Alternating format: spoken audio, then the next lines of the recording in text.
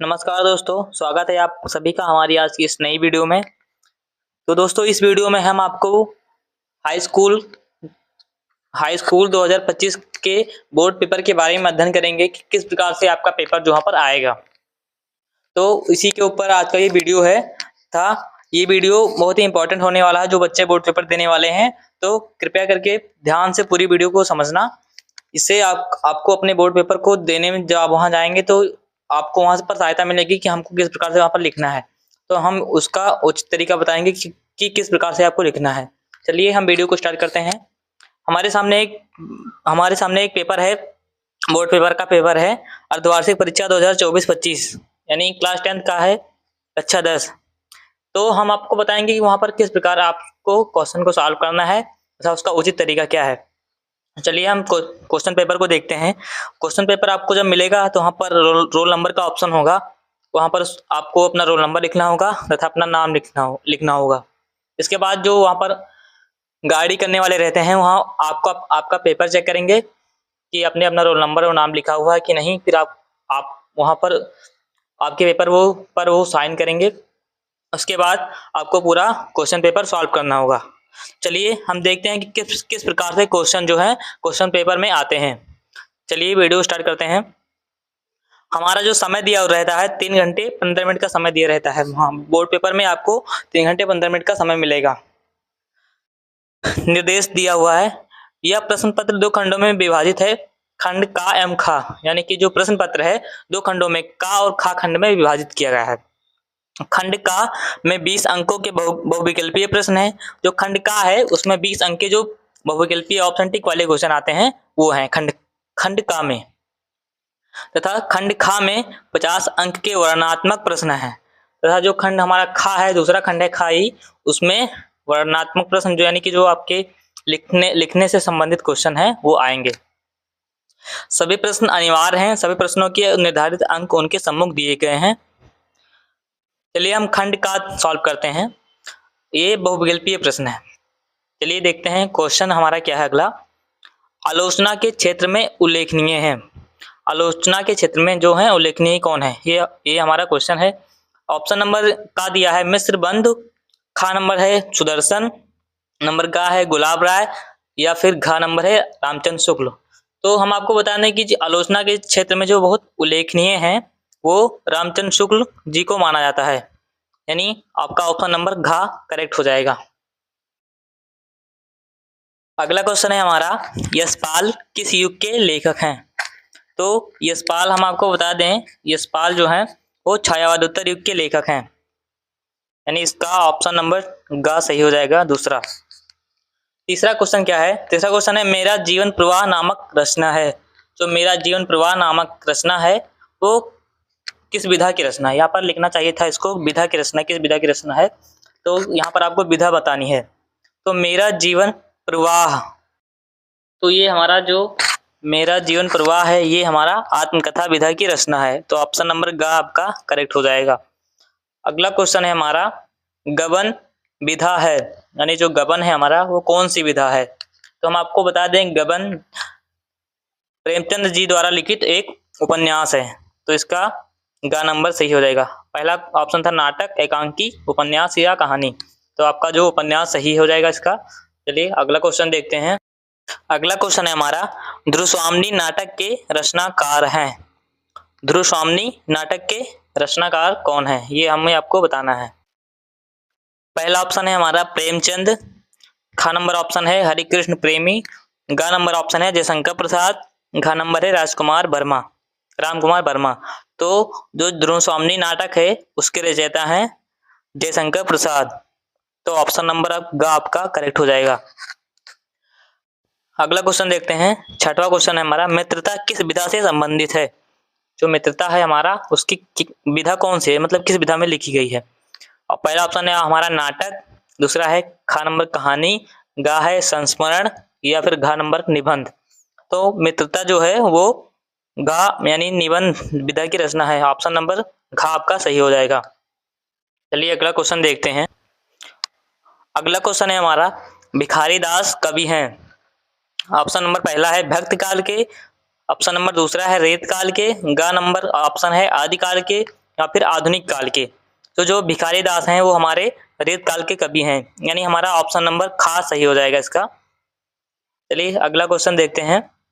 अगला क्वेश्चन है हमारा, महाकवि भूषण की रचना है।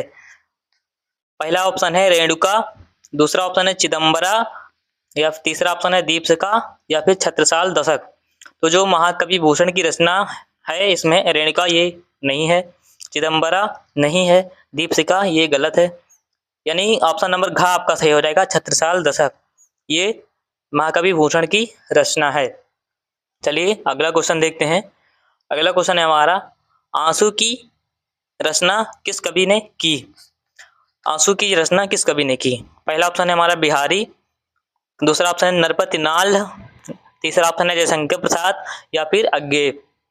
तो जो आंसू है वो जयशंकर प्रसाद की रचना है, यानी आपका ऑप्शन नंबर गा इसका सही आंसर हो जाएगा। चलिए अगला क्वेश्चन देखते हैं। अगला क्वेश्चन है हमारा, राष्ट्रकवि की उपाधि से विभूषित हैं, यानी इनमें से चारों ऑप्शन में से कौन ऐसे कवि हैं जो राष्ट्रकवि की उपाधि से उन्हें सम्मानित किया गया है। पहला ऑप्शन है हमारा राम कुमार वर्मा, दूसरा ऑप्शन है मैथिली शरण गुप्त, तीसरा ऑप्शन है महादेवी वर्मा, और चौथा ऑप्शन है हमारा सूर्यकांत त्रिपाठी निराला। तो जो राष्ट्रकवि की उपाधि से विभूषित हैं वो हमारे मैथिली शरण गुप्त जी हैं, इनको हम राष्ट्रकवि के रूप में मानते हैं। चलिए नेक्स्ट क्वेश्चन देखते हैं। अगला क्वेश्चन है हमारा, निम्नलिखित का अस्थाई भाव लिखिए। शीश पर गंगा हंसे, भुजन भुजंग हंसे, हास्य ही कोदंग भयो नंगा के विवाह में। तो ये इसमें आपको बताना है कि इसका अस्थाई भाव कौन सा है। पहला ऑप्शन है आपका हास्य, दूसरा है निवेद, और तीसरा ऑप्शन है रति, या फिर चौथा ऑप्शन है भय। तो जो ये शीश पर गंगा हंसे, भुजनी भुजंग हंसे, हास ही कुदंग भयो नंगा के विवाह में, ये इसमें हास रस है। तो हास रस का स्थायी भाव क्या होता है, हास रस का स्थायी भाव होता है हास, यानी इसका ऑप्शन नंबर का इसका सही जवाब हो जाएगा। अगला क्वेश्चन है हमारा, निम्नलिखित पंक्ति में अलंकार है। पंक्ति क्या दी हुई है, भूरे बालों की सी कतरन। पहला ऑप्शन है आपका उपमा, दूसरा है उत्प्रेक्षा, तीसरा है रूपक, या फिर इनमें से कोई नहीं। तो भूरे बालों की सी कतरन, तो यहाँ पर जो की सी दिया हुआ है ये वाचक शब्द दे दिया गया है। तो जहाँ पर वाचक शब्द दिए हों वहाँ पर उपमा अलंकार होता है, तो यहाँ पर इसका का नंबर सही हो जाएगा। अगला क्वेश्चन है हमारा, अभिलाषा में उपसर्ग है। अगला क्वेश्चन है हमारा, अभिलाषा में उपसर्ग है। ऑप्शन नंबर का है, आ है, या फिर ऑप्शन नंबर खा बड़ा आ है, या ऑप्शन नंबर गा आई है, या ऑप्शन नंबर गा अब। ये क्वेश्चन हमें लग रहा है मिक्स प्रिंट है, क्योंकि यहाँ जो अभिलाषा में उपसर्ग है, जब हम अभिलाषा का संधि विच्छेद करेंगे तो अभी प्लस लाशा बनेगा, यानी उपसर्ग जो होगा अभी आगे लगा, जो उपसर्ग होते हैं वो आगे जुड़कर मतलब शब्द का अर्थ दूसरा देते हैं। तो अभिलाषा में इसका उपसर्ग अभी होना चाहिए, लेकिन ऑप्शन में नहीं दिया हुआ है, तो ये क्वेश्चन मिसप्रिंट है, इसका उपसर्ग जो है अभी होगा। अगला क्वेश्चन देखते हैं हमारा, प्रत्यय के भेद हैं। प्रत्यय के कितने भेद हैं। पहला ऑप्शन है 4, दूसरा ऑप्शन है 5, तीसरा ऑप्शन है 3, या फिर 2। तो जो प्रत्यय के भेद हैं वो 2 होते हैं। प्रत्यय कितने प्रकार के होते हैं, 2 प्रकार के होते हैं। ऑप्शन नंबर घ आपका करेक्ट हो जाएगा। अगला क्वेश्चन है हमारा, शताब्दी में कौन सा समास है। पहला ऑप्शन है आपका द्वंद्व समास, दूसरा ऑप्शन है द्विगु समास, और तीसरा ऑप्शन है तत्पुरुष समास, या फिर इनमें से कोई नहीं। तो जो शताब्दी है ये शताब्दी यानी 100 वर्ष, शताब्दी 100 वर्ष को कहते हैं। तो जहाँ पर संख्या सूचक शब्द दिए होते हैं वहाँ पर हमारा द्विगु समास होता है, तो इसका ऑप्शन नंबर ख आपका करेक्ट हो जाएगा। अगला क्वेश्चन है हमारा, शत्रु का पर्यायवाची शब्द है। जो शत्रु है उसका पर्यायवाची शब्द कौन है। पहला ऑप्शन है आपका सहचर, दूसरा ऑप्शन है आपका अरि, तीसरा है मनुज, या फिर सखा। तो जो शत्रु शब्द का पर्यायवाची शब्द है वो हमारा अरि हो जाएगा, यानी ऑप्शन नंबर ख आपका इसमें सही है। अगला क्वेश्चन है हमारा, अत्याचार। अत्याचार यहाँ पर क्वेश्चन में होना चाहिए अत्याचार में कौन सी संधि है, तो यहाँ पर कुछ नहीं लिखा है, तो इसका मतलब इसमें संधि बताना है। तो अत्याचार में कौन सी संधि है। पहला ऑप्शन है आपका वृद्धि संधि, दूसरा है गुण संधि, या फिर यड़ संधि, और चौथा ऑप्शन है दीर्घ संधि। तो इसका सही जवाब हो जाएगा यड़ संधि, यानी इसमें अत्याचार में यड़ संधि है। ऑप्शन नंबर ग इसका सही हो जाएगा। अगला क्वेश्चन है हमारा वसुधैव, इसका हमें संधि विच्छेद करना है। तो इसका संधि विच्छेद कौन सा होगा? ऑप्शन नंबर का है वसु प्लस धैव, खा है वसुधा प्लस एव, गा है वसु प्लस धव, या फिर चौथा है इनमें से कोई नहीं। तो वसुधैव का संधि विच्छेद जो होगा ये ऑप्शन नंबर खा आपका सही जवाब हो जाएगा, यानी इसका खा सही है। अगला क्वेश्चन है हमारा अति प्लस आचार, ये संधि विच्छेद के रूप में दिया हुआ है, इसका मूल शब्द क्या होगा ये आपको बताना है। तो पहला शब्द है आपका पहला ऑप्शन है आपका अत्याचार, दूसरा है अतियाचार, या फिर तीसरा है अतिचार, या फिर इनमें से कोई नहीं। तो अति प्लस आचार, इसका जो मूल शब्द होगा अत्याचार हो जाएगा, यानी ऑप्शन नंबर आ आपका सही है। अगला क्वेश्चन है हमारा पंचमी विभक्त एक वचन, इसमें से कौन सा शब्द ऐसा है जिसमें पंचमी विभक्त एक वचन है? तो पहला ऑप्शन है आपका फले, दूसरा ऑप्शन है आपका फलायोः, तीसरा ऑप्शन है आपका फलाभ्यम, और चौथा ऑप्शन है आपका फलात। तो यानी इसका जो सही जवाब है वो आपका फलात हो जाएगा, इसमें पंचमी विभक्त एक वचन है। हमारा जो खंड का था वो खत्म हो चुका है, अब हम खंड बा के बारे में पढ़ेंगे। इसमें क्या आते हैं, खंड बा में वर्णनात्मक प्रश्न पूछे जाते हैं। अब क्वेश्चन दिया हुआ है यहाँ पर निम्नलिखित गद्यांश पर पूछे गए प्रश्नों के उत्तर दीजिए, यानी कि आपके बुक से कुछ गद्यांश दिए जाएंगे जिसके नीचे कुछ क्वेश्चन करा होगा, उसी के अनुसार आपको गद्यांश पढ़कर उन सभी क्वेश्चनों का जवाब देना होगा। तो यहाँ पर गद्यांश दिया हुआ है हंसमुख चेहरा, बातचीत का ढंग, थोड़ी चतुराई या साहस, यही 2-4 बातें किसी में देखकर लोग झटपट उसे अपना मित्र बना लेते हैं, यानी ये मित्रता पाठ से लिया गया है। इसके लेखक आचार्य रामचंद्र शुक्ल जी हैं, ये सब आपको याद रखना होगा, तभी आप वहां पर गद्यांश का संदर्भ और व्याख्या सब कर पाएंगे। तो आपको पूरी तरीके से तैयारी करके जाना है वहां पर। चलिए अगला क्वेश्चन देखते हैं। तो यहाँ पर उस गद्यांश का ये कुछ क्वेश्चन दिए हुए हैं, जैसे उपयुक्त गद्यांश का संदर्भ लिखिए, संदर्भ लिखना आएगा वहां पर आपको। रेखांकित अंश की व्याख्या कीजिए, यहाँ पर जिस प्रकार से यहाँ पर रेखांकित अंश जो भी वहाँ जिस लाइनों में रेखांक किया होगा उसी का आपको व्याख्या करना होगा वहां पर, यानी फिर इसके नीचे कुछ क्वेश्चन दिए होंगे उसको आपको सॉल्व करना होगा। और इसमें अथवा लगाकर एक और क्वेश्चन, एक और पैराग्राफ दिया होगा, यानी कि दोनों में से आप किसी को भी कर सकते हैं। तो वहां पर अपने अनुसार जो भी आपको सरल लगे उसको कीजिएगा। फिर हमारा आता है जो अभी तक जो इससे पहले वाला जो गद्यांश था वो गद्य खंड का था, अब काव्य में से क्वेश्चन आगे आएगा। तो काव्य में से निम्नलिखित गद्यांशों पद्यांश पर आधारित पूछे गए प्रश्नों के उत्तर दीजिए। यहाँ पर पद्यांश दिया हुआ है, तो यहाँ पर इसको पढ़कर आपको यहाँ पर जो क्वेश्चन दिए होंगे इसका आपको उत्तर लिखना होगा। तो जो भी इसका सही उत्तर होगा वहां पर गद्यांश को पढ़कर आपको लिखना होगा अपनी कॉपी में। इसमें भी अथवा लगाकर क्वेश्चन आते हैं, जैसे यहाँ पर वो चींटी, वो दूसरा था, यहाँ पर आया है चींटी चैप्टर से आया है जो सुमित्रानंदन पंत जी ने लिखा है। इसमें भी आपको संदर्भ, प्रसंग, व्याख्या कुल सब चीज करना होगा, तथा इस गद्यांश पद्यांश के पर आधारित कुछ क्वेश्चन होंगे उसको भी करना होगा। इसके आगे हमारा आता है संस्कृत खंड से आता है। तो कुछ पैराग्राफ संस्कृत के दिए होते हैं जिनमें से आपको उसका अनुवाद करना होता है। तो यहाँ पर दिया हुआ है निम्नलिखित संस्कृत गद्यांशों में से किसी एक का संदर्भ सहित अनुवाद में हिंदी में अनुवाद कीजिए, यानी इसमें भी अथवा यहाँ पर लगा हुआ है, या फिर आपको इसका करना है या फिर इसका करना है, यानी जो आपको सरल लगे उसके अनुसार आपको इसका अनुवाद करना है। तो यहाँ पर ये देख सकते हैं वाराणसी सुविख्यातम परिचना नगरी, ये वाराणसी चैप्टर से आया हुआ है। ये वेरी इंपॉर्टेंट चैप्टर है वाराणसी, शायद इसी चैप्टर से और परीक्षा में आपको आएगा, तो आपको अच्छी तरीके से तैयारी करनी है।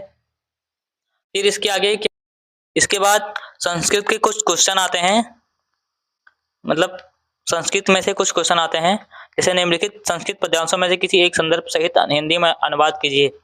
संस्कृत में भी काव्य में से आता है, इसको पढ़कर आप किसी एक का मतलब व्याख्या यानी अनुवाद करना है आपको, हिंदी में किसी एक का अनुवाद करना होगा।